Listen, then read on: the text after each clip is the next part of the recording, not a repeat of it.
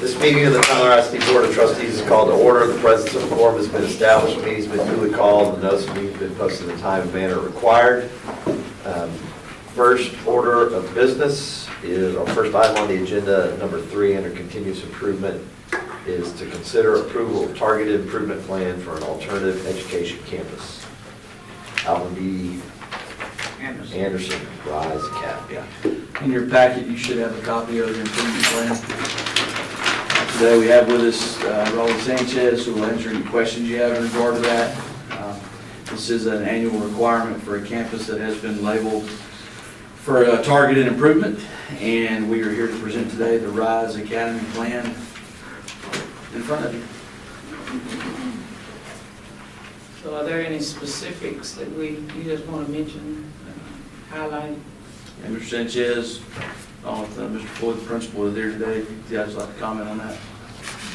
Well, the only comment I really want to make, first of all, Reverend Hager, President, Board members, and Dr. Crawford, is the fact that, we're not going to, Dexter knows this, so this is not a conversation that's going to be new to him. We're not going to make an excuse for poor performance at the end of the day. We're not going to make any excuses about being on the list. We're on the list. We've made some adjustments out there. And again, not going to make an excuse for poor performance. There are some things that we're going to look at differently. And we've changed the staff over there, being one, and a whole new staff. We have a sense of urgency that we might not, we had one, but they didn't understand the ramifications of IR at the time because we were a new org. And some of the new accountability systems that were in place when we started RISE and where we're at now, we have to look at it differently. And so we're doing that. We're better about understanding it. And so we've had an opportunity to take a look at that. We have met with TEA. We have met with our PSP. And we've met with Region 7. And we've gone through our required training to ensure that we are fulfilling the requirements of the new accountability system. And our teachers and our principals over there understand the importance of making sure that they're not on the list again this year. Okay? Let me add a few things, Reverend Mason. The accountability said that this last year did not credit the campus for the graduation of approximately 60 kids on that campus. Additionally, on another campus, you may have multiple opportunities to take the exam and successfully pass. In other words, if you do a makeup, if you take it in the spring and you're not successful, you're allowed to take the makeup in May. Is that correct, Rolla? We didn't get credit for that. I guess it's in that account, the AEA accountability, the alternative ed. Whereas on a normal comprehensive campus, that person that would pass it would actually count as a passer. So while they may have passed it to be able to graduate, it did not score for us, for lack of a better term. So we're figuring that system out better. There are about 15 school systems that are working with the agency in regard to the constraints and the rules that have been in place for this alternative education system. As everyone knows, this is an at-risk campus. The former Alternative Education Accountability, known as AEA system, took into account a lot of the riskiness, if that's a word, that's housed at that campus. The new system, the A3F system, did not plug that same, those same structures inside the system. So we're trying to get TEA to adjust some things. If not, it will not behoove us to have this campus as its own org number, as its own campus. It'll need to revert back to the way we were doing it, where those students were assigned back to the comprehensive campuses. So we're taking a look at that this year as one of our strategies down the road. Our comprehensive campuses, along with RISE, are also doing a better job of when students are being sent to RISE before the snapshot date of whatnot. This depends on where they're going to be serviced, whether they're going to be on the comprehensive campus or whatnot. So those are some other things that are going on. Again, those aren't excuses. Those are just some strategies that we have to make sure we don't, again, don't have this issue again. If we do have this issue again, we've got strategies early and often to get out before we get to that hour 3+4+5 issue if we just can't score. But we're gonna give it our best shot this year. Again, Mr. Sanchez said the completely new staff over there, as far as instructional staff goes, is gonna be something that's I think invaluable for us as well. How many students are over there? It's 118 enrolled right now. We have serviced 174 from the time school started up until now. And tell us all the different ways that students end up, not every way, but some get sent there, some enroll there. How do you get all of your students? How do they get to your campus? They fill out an application, and we sit down, we talk to them, we go through the interview process, we look at their transcripts, making sure that, and that's what Mr. Sanchez talked about, we've been very intentional about understanding what RISE is for. The 19-year-old who has the 4 credits, that's not where we are right now. It's initially, we're looking at first-time, fifth-year seniors who are in jeopardy of not graduating. Then we look at parenting teams that they're next in line to be able to come and be a part of RISE Academy. And so we've been very intentional this year about, last year at Snapshot Day, we had 181 kids. This year at Snapshot Day, we had 105 kids. Because it was almost a come one, come all once upon a time, that we were trying to help everybody, not really understanding, as Mr. Sanchez pointed out, severity of being an org. And so with what's going on now, we're being very intentional about that. Now, come January, we do open up to the 2 principals and say, if you have any seniors that are in jeopardy of not graduating within 4 or less credits, send them on. And so John Tyler and Robbie Lee, come January, we'll get more kids who are in jeopardy of not being able to graduate. And so what we're trying to do is make sure that Dr. Crawford's dream of it being an early grad school, that we have this blended learning that's going on now so that you are able to come there even if you don't have a deficit. If you're not an attendance problem, if you don't need credits, or you just can't make it to comprehensive high schools, you want to come here and graduate early. Part of the data was lagging data, and so with the CCMR, that domain, we couldn't get any type of credit for it. So we were rated on straight performance only. Okay? Now, had the performance been where we had hoped it would be, we wouldn't have this discussion. As I mentioned, we're not going to make an excuse for it. We didn't perform like we were supposed to. The lagging data of the CCMR would have helped, and there would have been a possibility that we would have been able to not be IR, but because it's lagging data, that we won't be able to reap the benefits of the 60 to 65 kids that we graduated last year until this year. And even same time last year, we had 10 kids who have graduated up to this point. We're already at 18 kids who have graduated. And so the program is where we wanted it to be, to help provide kids an alternative place to graduate if the comprehensive high school wasn't the right fit for them. You know, Dr. Crawford's, through the pathway is giving kids choice.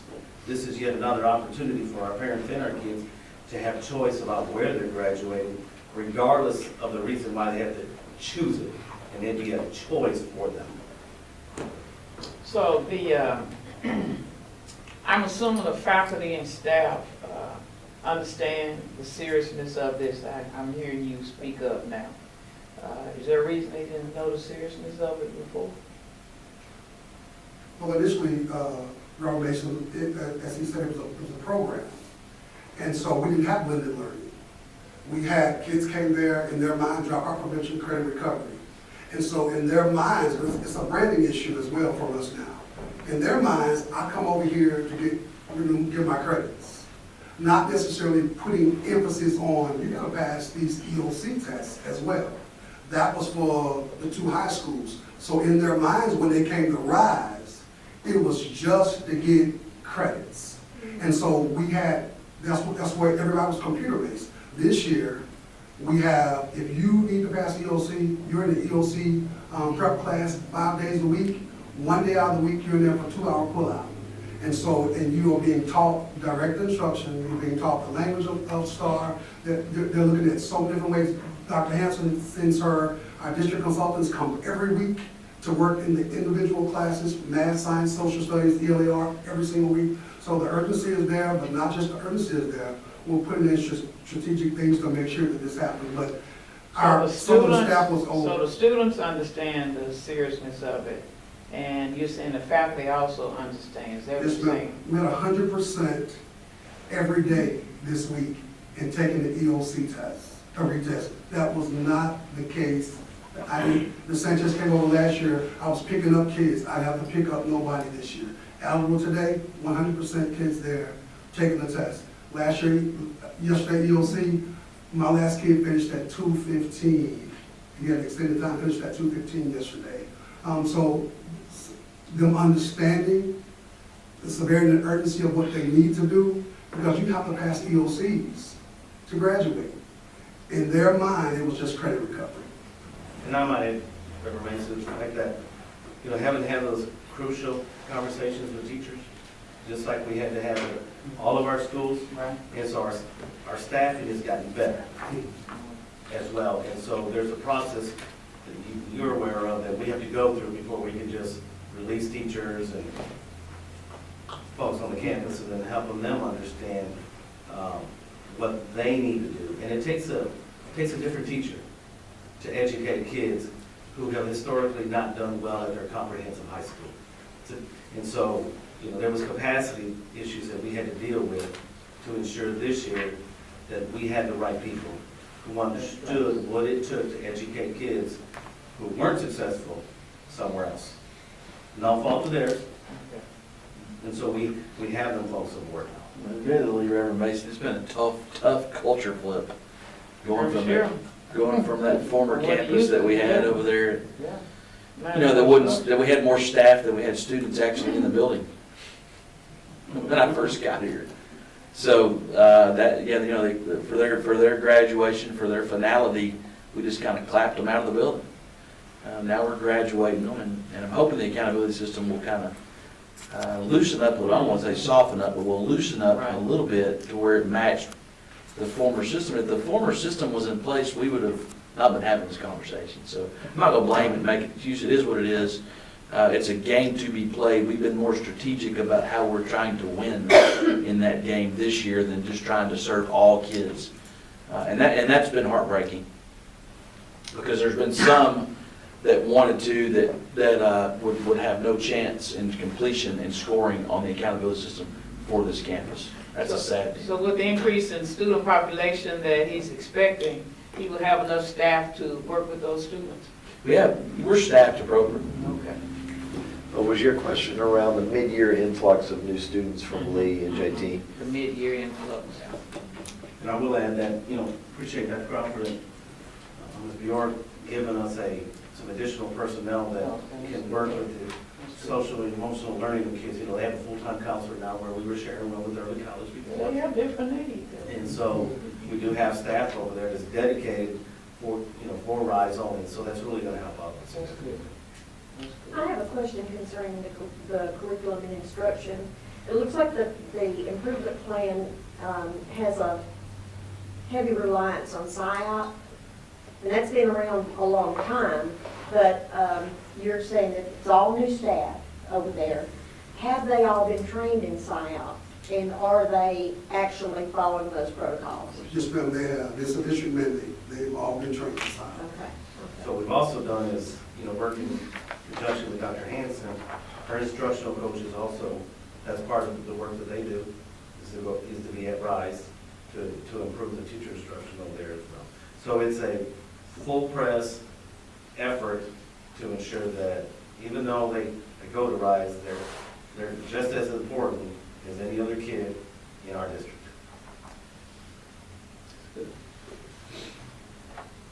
Any other questions? Okay, then I'll accept a motion on approving the improvement plan. So moved. Second. Mr. Washington. Reverend Mason, all in favor say aye. Aye. Opposed say nay. Motion carries. Next up, the PBMAS. Performance-based monitoring analysis system. This is improvement plans in front of you. This is an annual opportunity for the board to take a look at that. Dr. Hanson can answer any questions that you have in regard to that. The good news is we've made tremendous improvement over the last 5 years, but you still have to have a PBMAS improvement plan because we're not at 100%.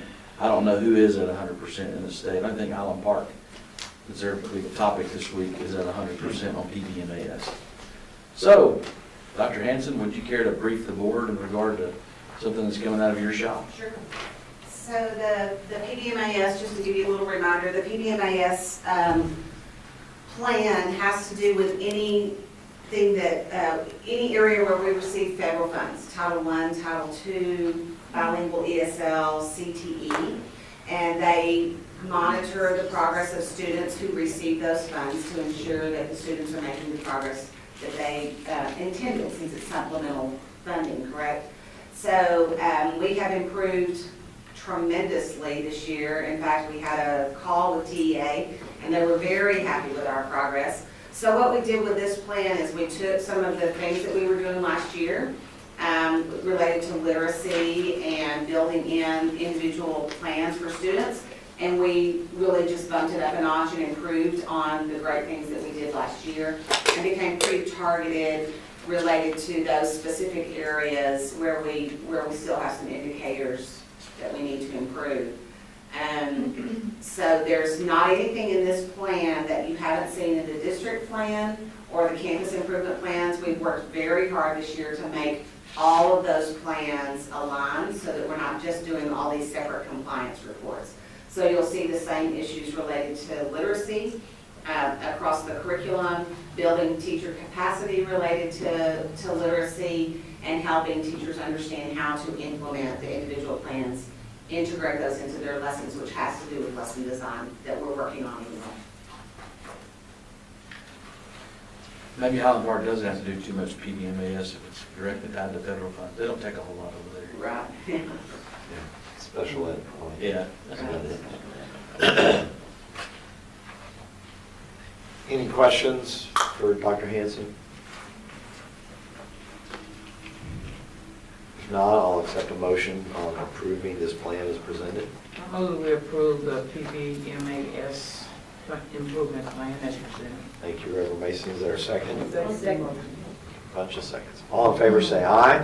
Aye. Opposed say nay. Motion carries. Next up is a discussion item on the Internal Audit Committee Charter update. So this is the first reading of it. We have a first reading of some tweaks that have been recommended by the Director of Internal Audit and Consulting Services. Ms. Coker. Thank you. Good morning. Good morning. Well, the internal audit charter is being brought to you because there's a recommended update that we're bringing to you as the first reading today. The update was discussed with the audit committee on November 12th. And leading into this discussion of the update, the current charter includes 2 professional auditing standards to follow. One's government auditing standards, which focuses on, for internal audit shops, the government auditing standards focuses on how to perform a specific type of audit. The second standard is the Institute of Internal Auditor Standards, which focuses on the framework of operating an internal audit shop, and as well as how to do an audit. So both auditing standards require internal audit shops to have a peer review. These standards were updated in 2018 for government auditing standards, in 2017 for Institute of Internal Auditing Standards. So with government auditing standards, they require a peer review every 3 years, and with the Institute of Internal Auditor Standards, it's every 5 years. And the change to the audit charter that's being recommended is to adhere to only the Institute of Internal Auditor Standards. As the reasons for that are, one, as mentioned earlier, the standards focus on the whole department as well as individual audits. In having a peer review, if you do it every 5 years, that's fiscally conservative. but it's also concerning the utilization of the internal audit staff and the staff of them. It's going to take a lot of time. And in saying that, there are some ways that you can perform peer reviews, and with Institute of Internal Auditors, you can work with other school districts to trade out peer reviews. Like if I worked with Plano ISD, they could do a peer review for me. I couldn't do it for them, but I could do it for Richardson. So that we're not doing one for each other, and that sustains the objectivity of the audit department. And it could be done where we're just, the district getting a peer review gets to, we pay for per diem, hotel, travel during that period. So I'm estimating it to be relatively inexpensive if we were to be able to go that route. If we remain with the government auditing standards, we would have to do it every 3 years. It would have to be performed by the Association of Local Government Auditors, we're a member of ALGA. And it could be quite a lot more expensive that way. And plus, you'd have to have 2 peer reviews. You would need to do it for the government auditing standards and as well as the Institute of Internal Auditors. Now, under separate cover, I believe that y'all should have a Excel spreadsheet with different internal audit shops for school districts. And there should be 20, I researched 28 of them, and 23 of 28 school districts research use the Institute of Internal Auditors only. In fact, that's really the industry standard. I recommend going to that. And I also want to point out that recently at Maryland ISD, the Board of Trustees voted to change the government auditing standards to strictly internal, the IIA, which is Institute of Internal Auditors as well. And I talked with the director, and it's for the same reasons that I'm bringing this to you today. So, today's action for the agenda item is the first reading, and then the item will be placed in the agenda at a later time for approval. So do y'all have any questions for me? Let me just say that Mr. Martinez and I met with Ms. Coker, and we've been going over this, and we've approved this change. I believe it saves money as well as takes less time. It's time consuming, but less time if you did it every 5 years versus every 3 years. So we brought this forward for the board to review, and hopefully next reading we'll approve it. May I make this one more point here, add another point, is that not only will it take time for me out for my shop to have an audit done, but then I will have to reciprocate it for another one.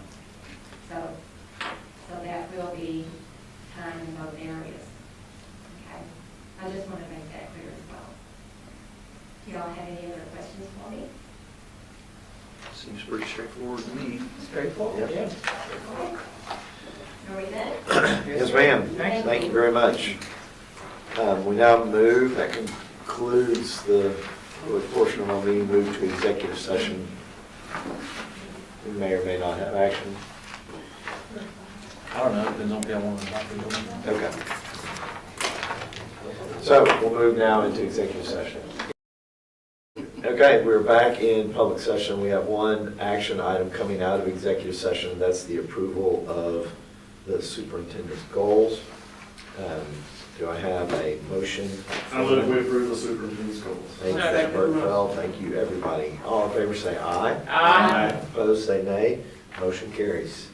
I will accept a motion for adjournment. Move to adjourn. Thank you, Reverend Mason. Have a second. Second. Thank you, Ms. Washington. All in favor say aye. Aye. Opposed say nay. Motion carries. We stand adjourned. Hope you feel better. Thank you.